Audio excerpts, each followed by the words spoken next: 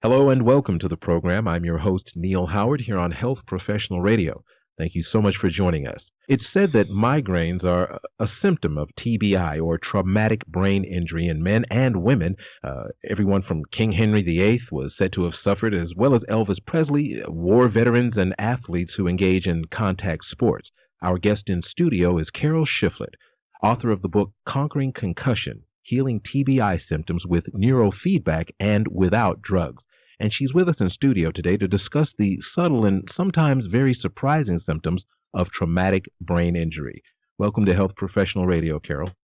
Hello, Neal. Thank you for having me. Thank you. Now, you've authored this book, Conquering Concussion, Healing TBI Symptoms with Neurofeedback and Without Drugs. First of all, many of our listeners are healthcare professionals, but for those of us who aren't familiar with the term, what is neurofeedback?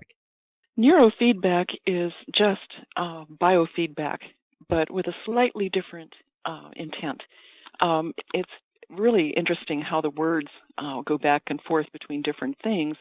But if you put the electrode on a shoulder to help a person learn how to not shrug their shoulders or tighten their shoulders, that's biofeedback.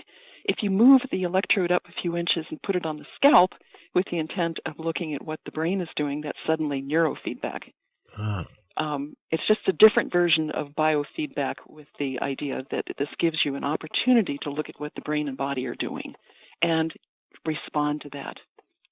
So when we're talking about traumatic brain injury, or TBI, are we talking about neurofeedback being effective in severe traumatic brain injury, or any type of brain injury, even sometimes what I guess could be called a mild concussion due to a bump on the head because you raise up under the table too fast? Yes, it's woken people up out of comas. It's also dealt very well with what we call mild traumatic brain injury, although I think that mild traumatic brain injury is often a terrible misnomer. The only one who thinks that the symptoms are mild are the other people, not the one it happened to. It's kind of like, in my opinion, minor surgery. It's minor for the physician, perhaps, for the surgeon, but not for the person going through it. Absolutely. Absolutely. And mild traumatic brain injury is very much like that. It may be mild compared to being in a coma for years, but it is not minor. And yes, it's been very helpful. Now, when you say that it's awakened people from comas, does it have the actual ability to, I guess, stimulate areas of the brain that weren't normally or previously stimulated, in addition to giving feedback? How does that work? I think apparently so. Margaret Ayers did that years ago. She was one of the neurofeedback, biofeedback pioneers, and it was done simply by trying to, by measuring the patient's brain waves, what was going on in there, setting a threshold in the standard, usual, traditional neurofeedback way, biofeedback way, and rewarding the comatose patient with nothing more than a blinky green light. And it woke them up. That's all it took. And it's the things that have happened with biofeedback and neurofeedback are just remarkable, but very often they're ignored simply because, it can't possibly be that easy. But yeah, we get amazing results. When you're talking about it can't possibly be that easy, you've written a book, Conquering Concussion, Healing TBI Symptoms with Neurofeedback and Without Drugs. We're a drug-driven society.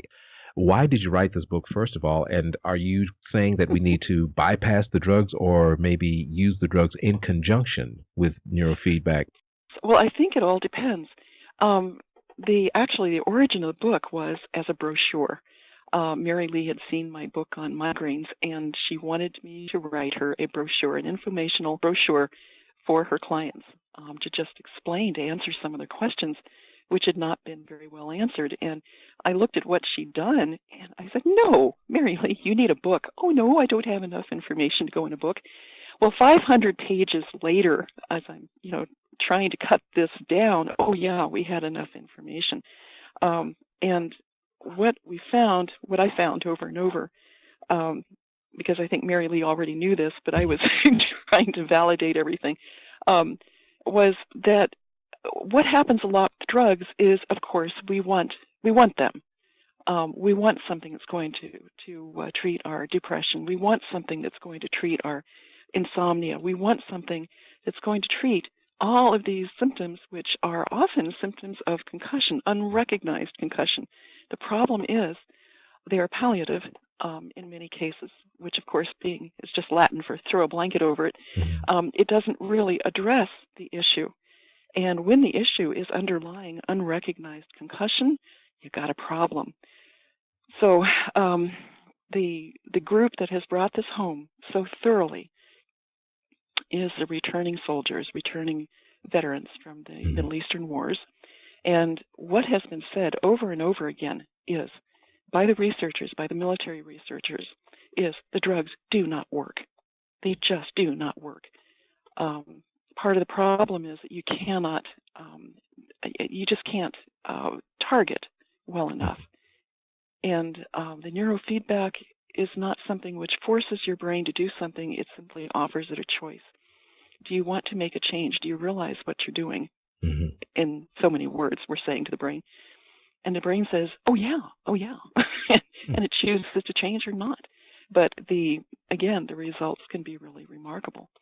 And it doesn't really matter too much what kind of neurofeedback or biofeedback, I am interchanging those words pretty thoroughly here. It doesn't really matter. There are several varieties now, several flavors, several denominations. You have the what we call the traditional neurofeedback, which is the computer-driven idea of sitting in front of a computer, keeping the blue rocket ship out in front of the red one, and it works. And then we have other versions of that, which are STEM versions, where the brain responds to a very, very, very tiny signal, and it essentially sits up and says, "Whoa, what was that?" And either way, it wakes up the brain. Mary Lee has a wonderful word for one of the really frightening symptoms of mild TBI and other is conscious coma. Conscious coma. Conscious coma. If you look at it, if you look at these people on an fMRI, they look the same. The brains look the same. But one is lying there in a bed with tubes, perhaps. The other one is actually up walking around. But these are the people who, after a concussion, whether you recognize it or not, are just sitting in their rooms and don't come out again. They never leave the basement. She tells me about a client, mother of I think it was a soldier who returned home, and he hadn't come out of his room for 2 years. You hear that a lot about retired football players when this first started coming up, or you just sit and stare at the wall, or you sit in front of the computer and play endless games of solitaire, and there's just nothing else in your life, and you forget to eat, you forget to drink. You kind of vaguely realize that you're cold, but as Mike Webster put it, he realized that he was cold, but he didn't quite make the connection that if he put on a sweater, that would fix it. I know rewarding the brain is one thing, but what about, you've got an injury that occurred. Are we talking physical healing and mental healing, or is the neurofeedback focusing on one or the other? Well, legally, there's only so much you can say, or the doctors get upset. Okay. But you can say that you are healing symptoms. And I will leave it to them and leave it to the researchers to determine whether the underlying condition is healed. And how would you tell the difference? If all the symptoms go away, have you healed the underlying condition or not? I would think you had, but we can't say that. But the change in symptoms can be absolutely remarkable.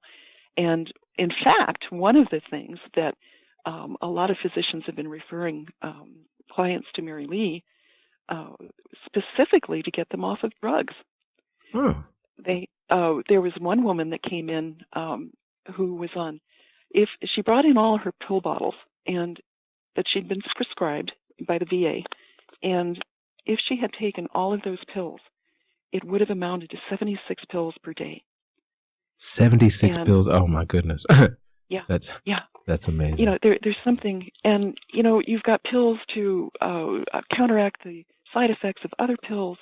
You've got pills to counteract the side effects of that. It just goes on and on and on. And this is one of the most remarkable things that you see in this study, in the various studies that they have out, that you can reduce the reliance on drugs while continuing to get better. So, you know, this works that well for that. Why not try it? Yeah. Well, because we'd rather take a pill. You know, if you can take a pill and have all your bad symptoms go away, of course you want to do that. The Dalai Lama himself, by golly, once said that if he could take a pill and not have to meditate 10 hours a day, he'd be happy to do that. But it doesn't quite work like that. But it does not work that way. It does not work that way. Well, Carol, it's been a pleasure talking with you here on Health Professional Radio. Where can our listeners get a copy of Conquering Concussion, Healing TBI Symptoms with Neurofeedback and Without Drugs? Well, it's done very well. It's in all the bookstores and lots of libraries. But you can, of course, get it on Amazon in the print version, and we just put out the Kindle version this past weekend. So enjoy. And anyone with any comments is welcome to contact me. Thank you. You've been listening to Health Professional Radio. I'm your host, Neal Howard, talking with Carol Shifflett, author of the book Conquering Concussion, Healing TBI Symptoms with Neurofeedback and Without Drugs. Transcripts and audio of this program are available at healthprofessionalradio.com.au and also at hpr.fm. And you can subscribe to this podcast on iTunes.